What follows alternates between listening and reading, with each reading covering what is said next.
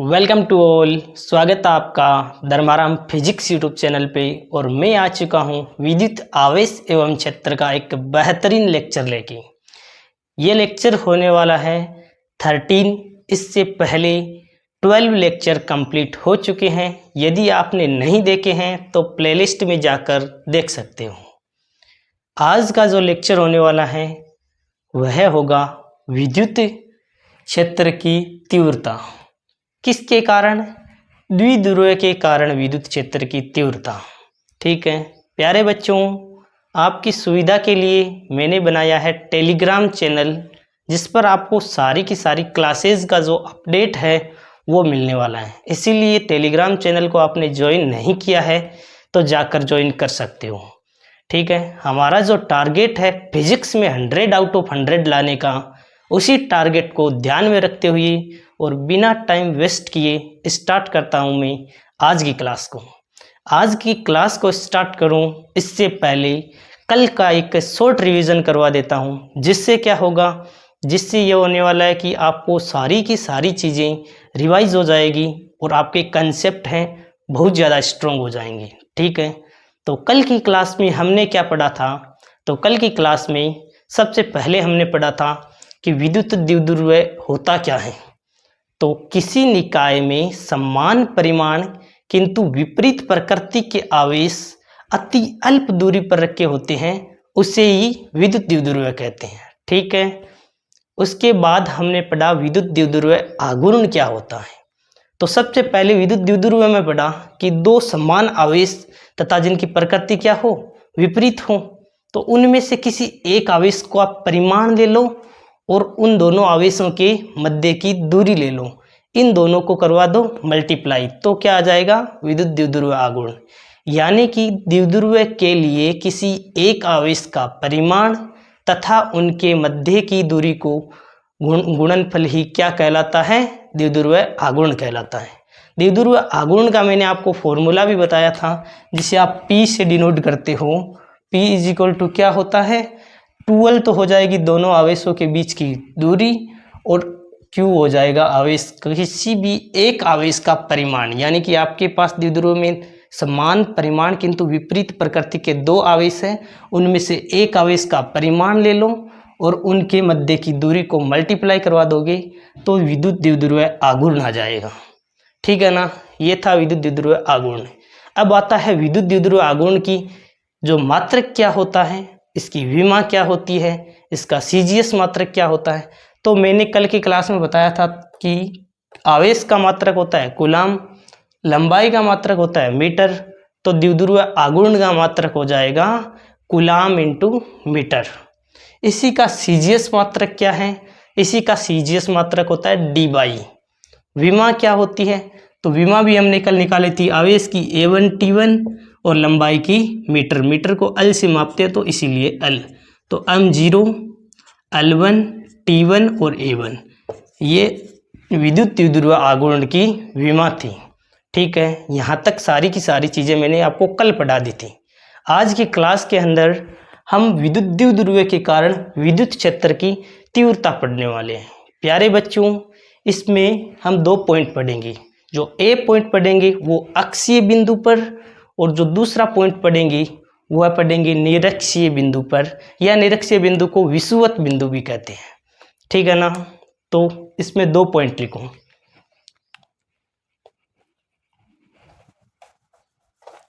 कल का रिवीजन करवाना बहुत ज़्यादा ज़रूरी होता है। आई थिंक आप भी लगातार रिवाइज कर रहे होंगे चीज़ों को।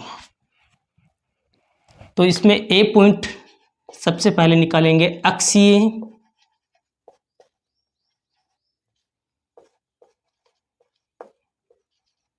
बिंदु पर, और जो B पॉइंट होगा वह होगा निरक्षीय बिंदु पर। ठीक है ना, अक्षीय बिंदु और निरक्षीय बिंदु सबसे पहले समझो कि होते कैसे हैं। तो जैसे ये मैंने सबसे पहले विद्युत द्विध्रुव बना दिया, द्विध्रुव क्यों बनाया? क्योंकि सबसे पहले मैंने बताया ही है कि विद्युत द्विध्रुव के कारण ही हम विद्युत क्षेत्र की तीव्रता निकालेंगे, इसीलिए सबसे पहले विद्युत द्विध्रुव बनाया है। अब द्विध्रुव कैसा होता है? जिस पर एक होता है पॉजिटिव आवेश, एक होता है नेगेटिव आवेश। दो अति समान परिमाण के किंतु विपरीत प्रकृति के आवेश क्या होंगे? अति अल्प दूरी पर, यानी कि मान लो क्या 12 दूरी पर रखे हुए हैं, ठीक है। तो इसका अक्षीय बिंदु क्या होगा? इसी के अक्ष के अनुदिश, जैसे ये द्विध्रुव है तो इसका अक्ष किस प्रकार होगा? ऐसे देखो, यहाँ पर कोई ये द्विध्रुव है, इसका अक्ष क्या हो जाएगा? इसी दिशा में, तो इसका अक्ष हो जाएगा ये। इस दिशा में देखोगे तो क्या हो जाएगा? यानी कि अक्ष के अनुदिश जो कोई भी बिंदु ले लो और उस बिंदु पर आपको विद्युत क्षेत्र की जो तीव्रता है वह निकालनी है, ठीक है ना। तो इसका अक्ष क्या हो जाएगा? ये हो जाएगा अक्षीय बिंदु, और निरक्षीय बिंदु क्या हो जाएगा? निरक्षीय बिंदु हो जाएगा ये जो द्विध्रुव है, इसका ले लो आप मध्य बिंदु। इसका मध्य बिंदु क्या होगा? तो ये यहाँ पर इसका मध्य बिंदु है, और इसका जो ये केंद्र है इसके लंब समद्विभाजक कर दो, ठीक है ना। जैसे ये लंब समद्विभाजित कर दिया तो ये क्या हो जाएगा? ये हो जाएगा आपका निरक्षीय बिंदु, ठीक है ना। समझ में आ गया यहाँ तक कि अक्षीय बिंदु और निरक्षीय बिंदु होते क्या हैं? सबसे पहले हमें थोड़ा बहुत आइडिया होना चाहिए कि अक्षीय बिंदु कहाँ होंगे और निरक्षीय बिंदु कहाँ होंगे। यही 2 पॉइंट बताए हैं कि विद्युत द्विध्रुव के कारण विद्युत क्षेत्र की तीव्रता निकालेंगे। उसमें सबसे पहले हम अक्षीय बिंदु पर, यानी कि ये जो विद्युत द्विध्रुव लिया है उसके अक्ष पर कोई बिंदु ले लेंगे, और दूसरी बार जब निकालेंगे निरक्षीय बिंदु पर तो इसका मध्य बिंदु पर लंब समद्विभाजक करके, और इसका जो निरक्ष है यहाँ पर लिख देना निरक्षीय बिंदु, और ये हो जाएगा अक्षीय बिंदु। यहाँ पर कोई भी पॉइंट लोगे ना तो ये द्विध्रुव के अक्ष पर होगा, और यहाँ पर जब पॉइंट लोगे तो वह द्विध्रुव के निरक्ष पर होगा, ठीक है। तो सबसे पहले फर्स्ट हेडिंग डालो कि विद्युत द्विध्रुव के कारण अक्षीय बिंदु पर विद्युत क्षेत्र की तीव्रता, ठीक है ना। तो हेडिंग डालो, इसे मैं इरेज कर देता हूँ।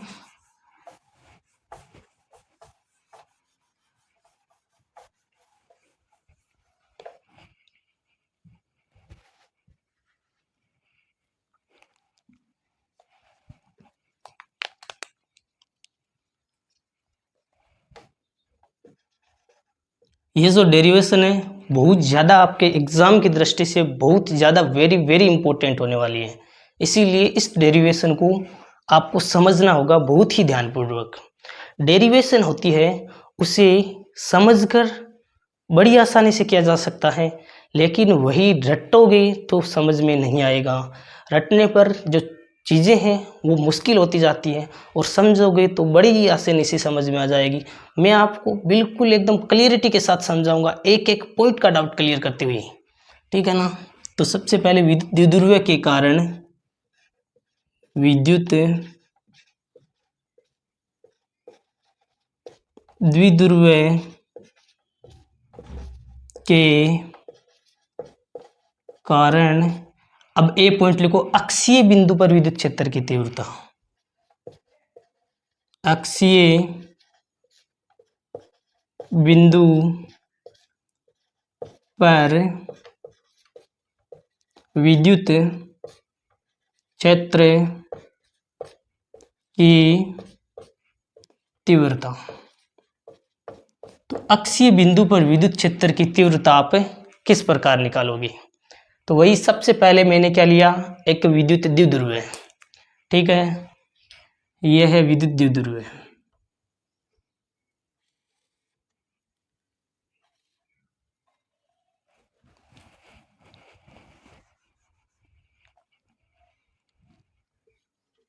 जिस पर -q आवेश है और +q आवेश है, ठीक है। कितनी दूरी पर रखे हैं? तो 12 दूरी पर रखे हैं, ठीक है। अब क्या है, इसके अक्षीय बिंदु पर हमें एक बिंदु लेना है, तो इसका अक्ष क्या हो जाएगा? मैंने आपको बताया था ये इसका अक्ष है। अब इस अक्ष के अनुदिश ही आपको एक बिंदु ले लिया आपने P। ये जो बिंदु है वह द्विध्रुव से कितनी दूरी पर है, तो आपको ध्यान रखना है कि ये जो द्विध्रुव है दूरियां कहाँ से मापोगे। इस द्विध्रुव के प्लस आवेश से मापोगे, माइनस आवेश से मापोगे, या इस P बिंदु की दूरी, या फिर इसके सेंटर से मापोगे। तो आपको क्या करना है, इस द्विध्रुव का जो केंद्र है, यहाँ पर केंद्र जिसे आप O नाम दे दो, इस केंद्र से आपको P बिंदु की दूरी नापनी है, ठीक है ना। इसके सेंटर से दूरी नापी जाएगी। तो केंद्र से कितनी दूरी पर है P बिंदु, तो केंद्र से R दूरी पर, केंद्र से R दूरी पर बिंदु P है, ठीक है ना। तो सबसे पहले माइनस Q आवेश है, इसके कारण बिंदु P पर विद्युत क्षेत्र की तीव्रता किस प्रकार होगी, तो माइनस Q है तो इससे अंदर की ओर, और प्लस Q आवेश है, इसके कारण विद्युत क्षेत्र की तीव्रता किस प्रकार हो जाएगी, बाहर की ओर। तो यहाँ पर हो जाएगा E नेगेटिव, और जो प्लस Q आवेश है इसके कारण विद्युत क्षेत्र की तीव्रता की दिशा बाहर की ओर होगी। तो इसके कारण विद्युत क्षेत्र की तीव्रता की दिशा बाहर की ओर हो गई। यहाँ पर क्या है आपका, यहाँ पर बिंदु P ले रखा है, ये हो जाएगी E प्लस और ये हो जाएगी E माइनस, ठीक है। माइनस है आवेश तो विद्युत क्षेत्र की दिशा अंदर की ओर हो जाएगी, और पॉजिटिव आवेश है तो विद्युत क्षेत्र की तीव्रता की दिशा बाहर की ओर हो जाएगी, ठीक है ना। यहाँ तक चीज़ें क्लियर है, ये चीज़ें समझ में आ गई, एक एक पॉइंट आपको क्लियर हो गया, ठीक है। अब 12 दूरी पर रखे हुए हैं दो आवेश। 12 दूरी है, इसका मतलब ये है सेंटर, सेंटर है इसका मतलब इन दोनों के बराबर बराबर दूरी पर है ये दोनों आवेश, यानी कि ये L दूरी है और ये क्या है, ये भी L दूरी है, ठीक है ना। यहाँ से यहाँ तक की L दूरी है, यहाँ से यहाँ तक की L दूरी है, तो ये कंप्लीट दूरी कितनी हो जाएगी, 12, ठीक है ना। अब आप थ्योरी लिखो, यहाँ तक जितना मैंने बताया है उसी को थ्योरी के रूप में लिखना है। थ्योरी के रूप में क्या लिखोगे, तो मैं एक बार फिर से बता देता हूँ कि हमने एक द्विध्रुव लिया, द्विध्रुव पर क्या है, दो आवेश है, प्लस माइनस Q आवेश। द्विध्रुव 12 दूरी पर रखा है, तो इसके केंद्र से R दूरी पर हमने बिंदु P लिया, उस बिंदु P पर विद्युत क्षेत्र की तीव्रता निकालनी है। तो धनावेश के कारण विद्युत क्षेत्र की तीव्रता की दिशा क्या होगी, बाहर की ओर होगी, इसीलिए प्लस Q आवेश के कारण विद्युत क्षेत्र की तीव्रता है E प्लस बाहर की ओर कर दी। ऋणावेश के कारण विद्युत क्षेत्र की तीव्रता की दिशा क्या होगी, अंदर की ओर होगी, इसीलिए माइनस Q आवेश के कारण बिंदु P पर विद्युत क्षेत्र की तीव्रता की दिशा क्या हो जाएगी, अंदर की तरफ, ठीक है ना। हमें P पर निकालनी है नेट विद्युत क्षेत्र की तीव्रता। तो अब पॉइंट कुछ थ्योरी लिखो, चित्रानुसार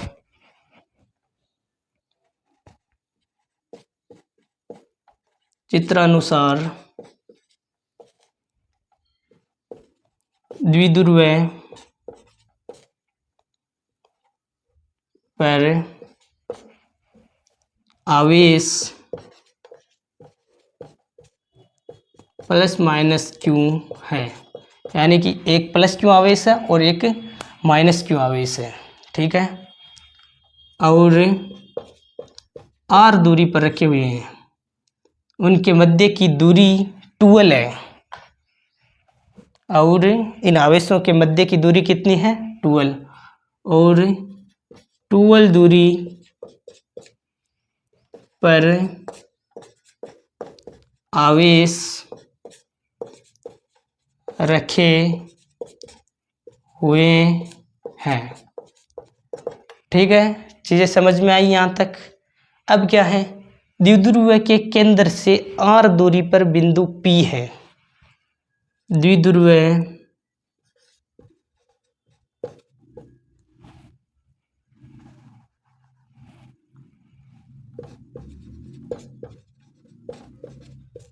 के केंद्र से R दूरी पर बिंदु P है, बिंदु P पर विद्युत क्षेत्र की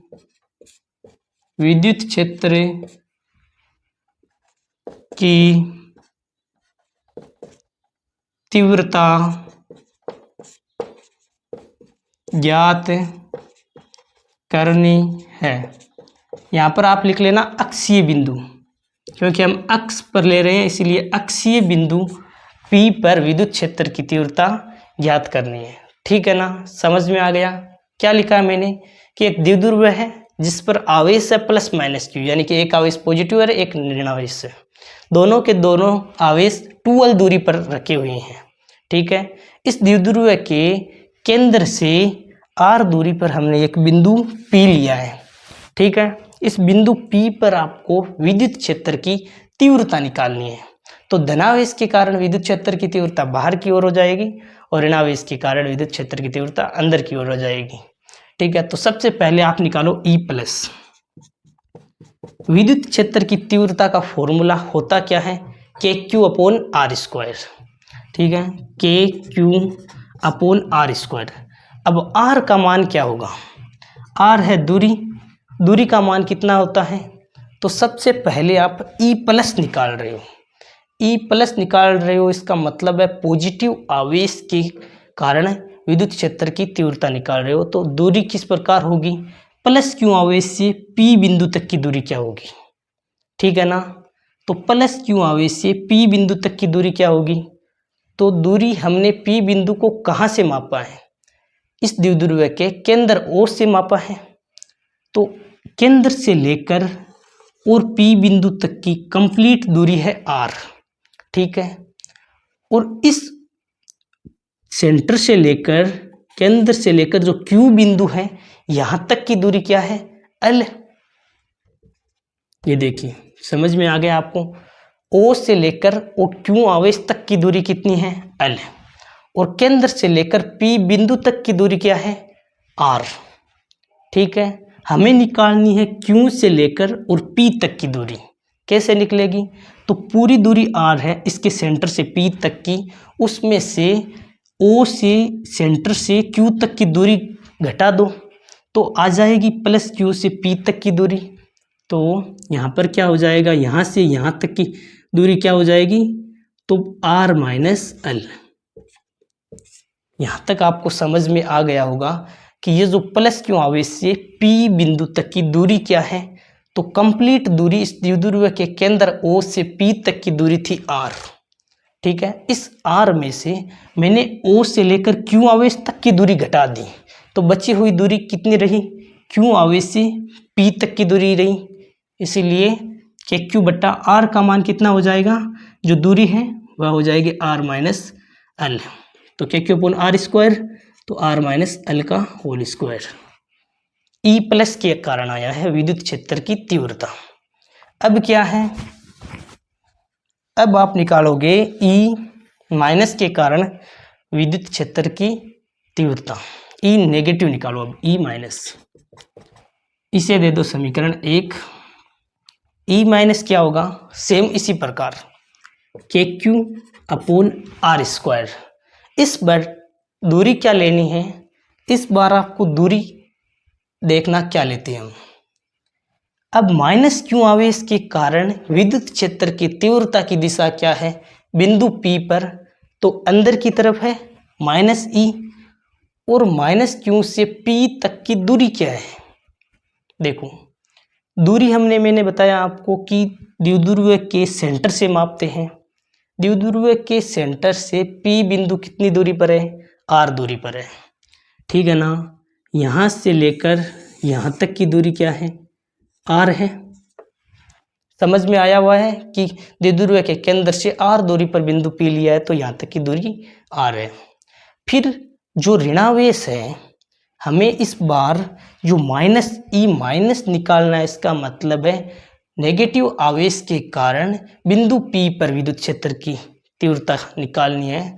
तो माइनस Q से P तक की दूरी मापने के लिए सबसे पहले सेंटर से लेकर P तक की तो दूरी R है, लेकिन ऋणावेश से लेकर जो सेंटर है, जो केंद्र O है, वहाँ तक की दूरी क्या है? तो वहाँ तक की दूरी आपको पता है कि L है। ये देखिए यहाँ तक की दूरी L है और इस केंद्र से लेकर बिंदु P तक की दूरी R हो गई। तो टोटल दूरी -Q से P तक की दूरी क्या हो जाएगी? L + R। ठीक है ना? तो यहाँ पर लिख दो L + R का होल स्क्वायर। ये हो जाएगा समीकरण 2। यहाँ तक आपको कंप्लीट की कंप्लीट चीज़ें समझ में आ गई। अब क्या है कि जो बिंदु जिस आवेश के जितना ज़्यादा नज़दीक होगा उस बिंदु पर विद्युत क्षेत्र की तीव्रता अधिक होने वाली है। यह तो बात समझ में आई हुई है आपकी। अब दो आवेश है, एक का -Q आवेश, एक है पॉजिटिव आवेश। तो जो बिंदु P है किस आवेश के नज़दीक है?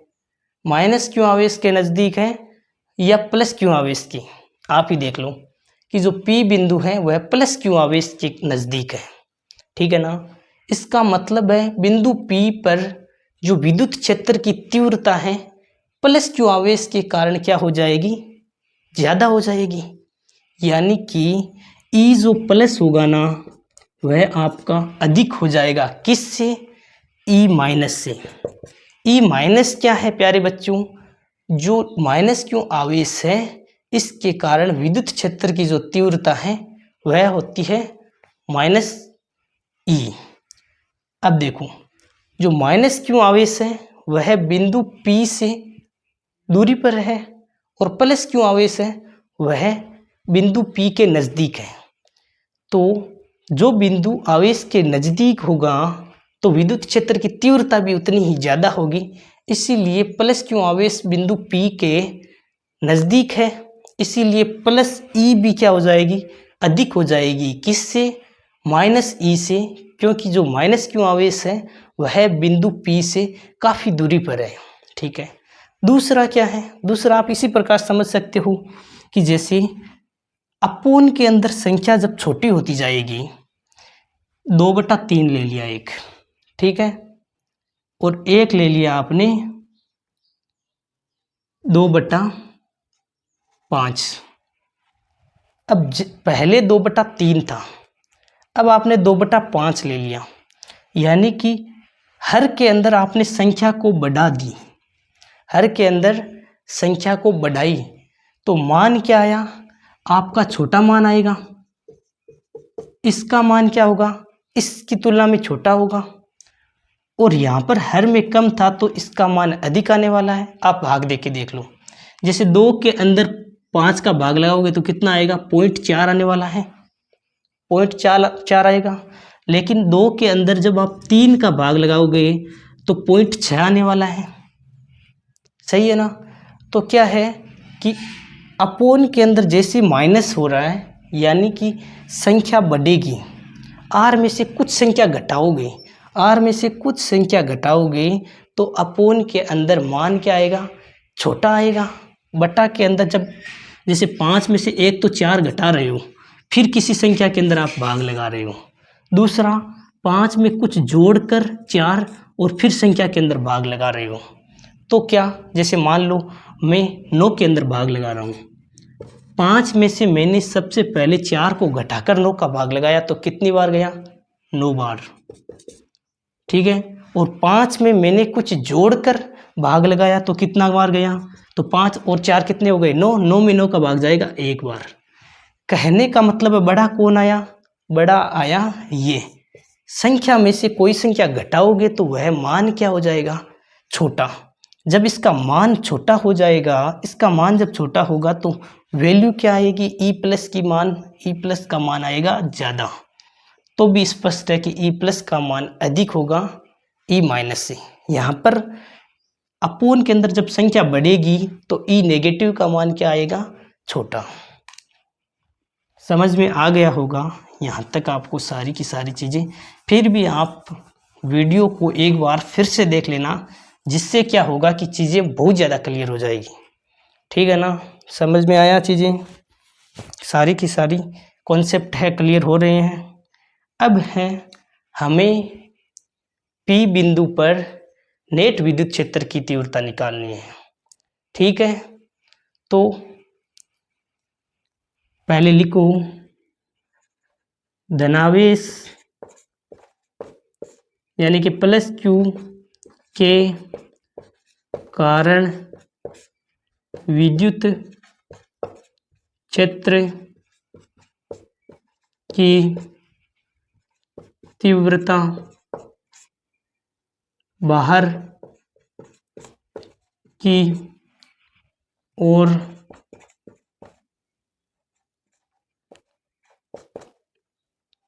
ई प्लस तथा माइनस क्यू आवेश के कारण बिंदु P पर विद्युत क्षेत्र की तीव्रता E माइनस अंदर की ओर होगी। तो बिंदु P पर नेट विद्युत क्षेत्र की तीव्रता E अक्षीय क्या आ जाएगी? E अक्षीय आ जाएगी, आप बड़े में से छोटा घटाना है, यानी कि बड़ा क्या है, मैंने यहाँ इतने टाइम क्या बताया था, E प्लस बड़ा है और E माइनस क्या है, छोटा है। तो बिंदु P पर नेट विद्युत क्षेत्र की तीव्रता निकालोगे तो E प्लस में से E माइनस घटा दो। ठीक है ना, समझ में आ गया। E प्लस में से क्या करो, E माइनस घटा दो आप। E प्लस का मान कितना है, के क्यू बटा आर माइनस एल का स्क्वायर, और E माइनस क्या है, तो के क्यू बटा आर प्लस एल का होल स्क्वायर। यहाँ तक आपको समझ में आ गया। और ये माइनस ही क्यों किया, क्योंकि दिशा क्या है, विपरीत। बिंदु P पर जो विद्युत क्षेत्र की तीव्रता की दिशा है वह विपरीत है, यानी कि बाहर की ओर है, एक तो उस साइड है और दूसरा अंदर की ओर है। यही जब सेम डायरेक्शन में होता है, यानी कि इसी दिशा में होता ना, तो हम दोनों को जोड़ देते। लेकिन दिशाएं क्या है, P बिंदु पर विपरीत दिशाएं हैं, तब मैंने घटाया। हर चीज़ का लॉजिक होता है, यदि समझ कर पढ़ा जाए तो हर एक कंसेप्ट का लॉजिक होता है कि ये चीज़ कैसे आई यहाँ पे। ठीक है ना। अब कुछ नहीं, आपको लेना है कॉमन। मैंने के क्यू को कॉमन ले लिया, तो 1/r माइनस एल का होल स्क्वायर हो गया, माइनस के अंदर के Q upon R plus L का होल स्क्वायर हो गया। ठीक है ना, के क्यू को आपने कॉमन ले लिया तो ये आ गया बाहर, 1/, आ जाएगा 1/r प्लस एल का होल स्क्वायर। यहाँ तक आपको कंप्लीट समझ में आ गया। मैं यहाँ से इरेज कर देता हूँ एक बार, ताकि इससे जो नीचे का जो पार्ट है वो आपको क्लियरिटी के साथ दिखाई देगा।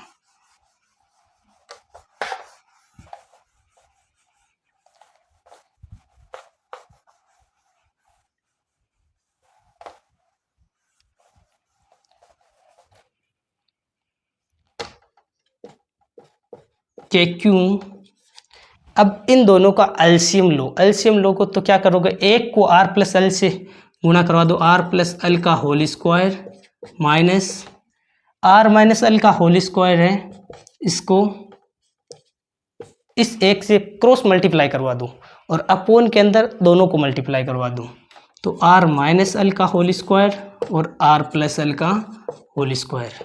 ठीक है ना, समझ में आ गया यहाँ तक। अब क्या है, के क्यू, अब स्क्वायर कर दो। ए प्लस बी का होल स्क्वायर क्या होता है, ए प्लस बी का होल स्क्वायर होता है A square plus B square plus 2ab। आपने मैथ्स में फॉर्मूला पढ़ाई है। ए माइनस बी का होल स्क्वायर क्या होता है, A square plus B square minus 2ab। ठीक है ना, तो यहाँ पर A R square L square plus 2rl, दूसरा हो जाएगा R square plus L square minus 2rl। Upon के अंदर क्या हो जाएगा, ए, इसका कॉमन स्क्वायर कर सकते हो आप, क्योंकि इसके ऊपर भी स्क्वायर है और आर प्लस के ऊपर भी स्क्वायर है, तो आपने क्या कर दिया, आर माइनस एल और आर प्लस एल लिख के और टोटल का होल स्क्वायर कर दिया। ठीक है ना, यहाँ तक क्लियर है। अब देखो के क्यू जो आर स्क्वायर है इससे आर स्क्वायर कैंसिल हो जाएगा, एल स्क्वायर है इससे एल स्क्वायर कैंसिल हो जाएगा, 2RL और ये जो माइनस माइनस का 2RL से गुणा होगा तो कितना हो जाएगा 2 इंटू 2RL, यही हो गया। देखो प्लस का 2RL और ये माइनस इस माइनस से मल्टीप्लाई होगा तो फिर से क्या आ जाएगा प्लस का 2RL हो जाएगा, इसीलिए कितना हो जाएगा 2 से मल्टीप्लाई कर दो, यानी कि सीधी सी बात है 2RL और 2RL कितना होता है 4RL होता है। 4RL को मैंने क्या लिख दिया 2 इंटू 2RL, ऐसा ही क्यों लिखा वो भी आपको पता चलने वाला है। अब एक समीका ये होती है a प्लस बी और a minus B is equal to क्या हो जाएगा a square minus B square, ठीक है। तो r माइनस एल और r प्लस एल क्या हो जाएगा r square minus L square और इसका होल स्क्वायर हो जाएगा, ठीक है ना। अब इसमें क्या है कि जो द्विध्रुव है हमारा द्विध्रुव है छोटा सा और जो बिंदु लिया है r दूरी पर लिया है, इसका मतलब है कि जो r है वह आपका बहुत बड़ा होगा किससे l से, समझ में आया। देखो द्विध्रुव मेरे पास छोटा सा है, अति अल्प दूरी पर रखे होते हैं आवेश, तो ऑब्वियसली सीधी सी बात है कि दूरी l है वो छोटी है किससे, जो बिंदु हमने r दूरी पर लिया है उससे, तो r ग्रेटर देन हो जाएगा l, तो r स्क्वायर भी क्या हो जाएगा ग्रेटर देन l स्क्वायर से।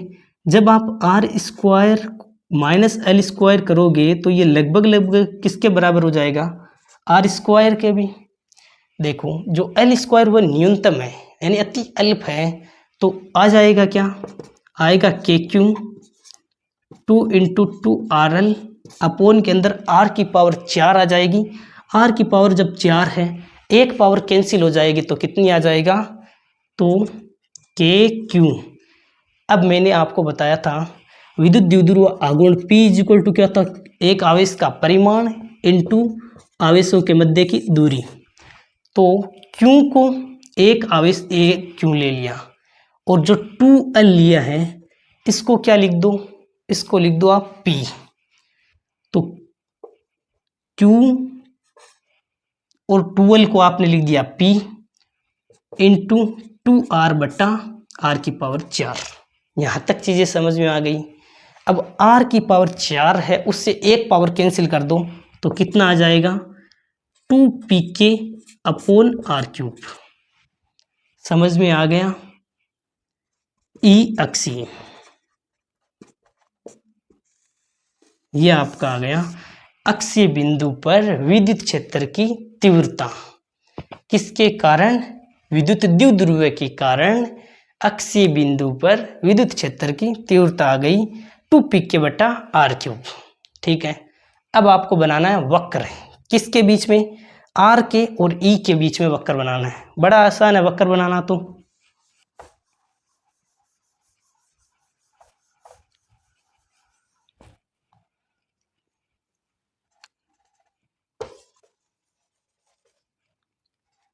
E व R के मध्य वक्र, E और R के मध्य वक्र क्या होगा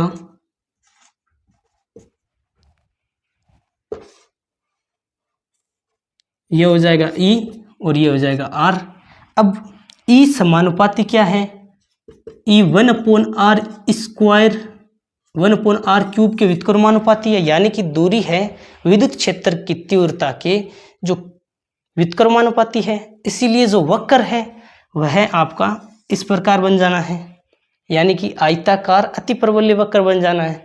जैसे जैसे E का मान बढ़ेगा वैसे वैसे R का मान घटना ही है, ठीक है। समझ में आ गया होगा विद्युत द्विध्रुव के कारण अक्षीय बिंदु पर विद्युत क्षेत्र की तीव्रता। मैंने एक एक पॉइंट को क्लियर करवाते हुए कोई भी चीज़ आपको मिस नहीं की है, इसीलिए आप इस वीडियो को एक बार जहाँ से भी समझ में नहीं आता है उसे पॉज करना फिर से देख लेना, क्योंकि एक भी पॉइंट इसके अंदर छोड़ा हुआ नहीं है और हर एक पॉइंट क्यों आया उसका लॉजिक भी मैंने बताया है पूरे डायग्राम के साथ, ठीक है ना। तो ये डेरिवेशन है आपकी बहुत ज़्यादा इम्पोर्टेंट है एग्ज़ाम की दृष्टि से। ये एग्ज़ाम में आती ही है, हर साल एक ईयर को छोड़ के एक ईयर में आती ही आती है। इसीलिए आपको ये डेरिवेशन 2 से 3 बार जो अपनी नोटबुक है उसके अंदर भी करना है और हर वीकली इसका रिवीजन भी करना है, ठीक है। आई थिंक यदि आपने पूरी क्लास देखी है तो प्यारे बच्चों वीडियो को लाइक, चैनल को सब्सक्राइब करना।